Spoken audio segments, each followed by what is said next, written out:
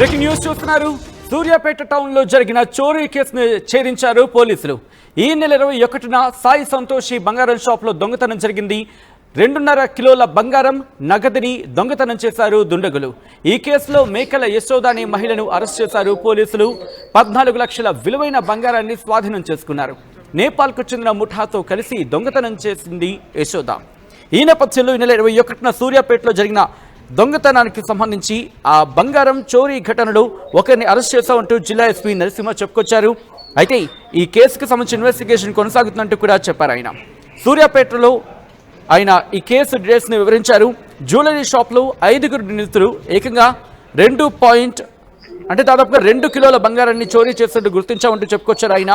వీరిలో 3 నేపాల్ వాళ్ళు, అలాగే జార్ఖండ్కి చెందిన వాళ్ళు కూడా ఉన్నారు. 2 నిందితులు షాప్కి సంబంధించి ఆ షాప్ దగ్గరలో ఇంటిని అద్దెకు తీసుకొని అక్కడ రెక్కి నిర్వహించారు. ఈ కేసులో ఒక మహిళను అరెస్ట్ చేస్తామంటూ కూడా పోలీసులు చెప్పుకొచ్చారు. ఆమె నుంచి దాదాపు 14 తులాల బంగారాన్ని స్వాధీనం చేసుకున్నామన్నారు. నిందితుల చోరీకి ఈ మహిళ వాళ్ళకి సహకారం అందించిందంటూ కూడా చెప్పుకొచ్చారు పోలీసులు.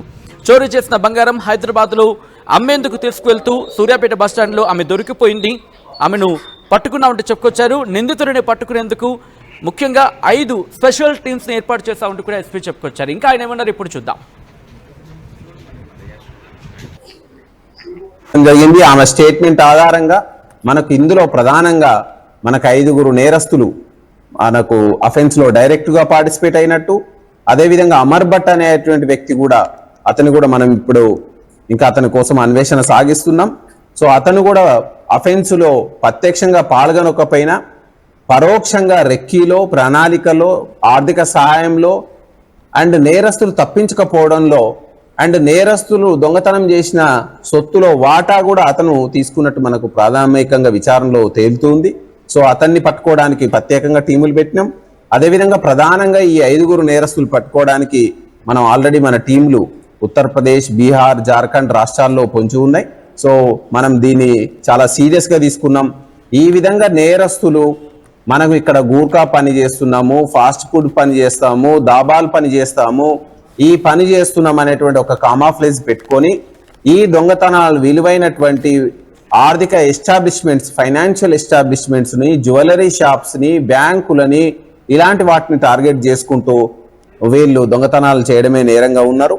ఇందులో A1 ప్రకాష్ అనిల్ కుమార్ గతంలో కారాపల్లి పోలీస్ స్టేషన్లో, అదేవిధంగా వైరా పోలీస్ స్టేషన్లో బ్యాంకులకు సిమిలర్గా ఏదైతే గ్యాస్ కట్టర్స్ తోటి, గ్యాస్ సిలిండర్స్ తోటి గోడకు రంధ్రాలు పెట్టి బ్యాంకునే కన్నం వేసే, బ్యాంకునే దోచుకోవడానికి ప్రయత్నం చేసినారు. అందులో కూడా వీళ్ళు నేరస్తులుగా ఉన్నారు. ఆల్రెడీ అందులో అరెస్ట్ కాబడి ఉన్నారు.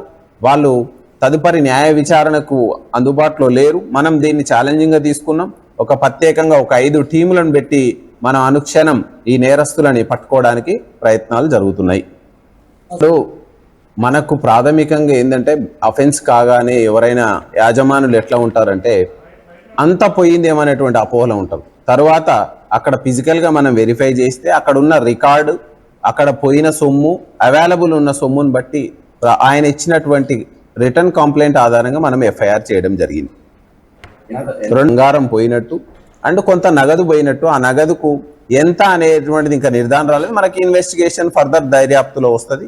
ఇంకా ఏదైనా ఒకవేళ ఆయన మర్చిపోయినా మనం తదుపరి దాన్ని యాడ్ చేసుకోవడానికి ఉంటుంది.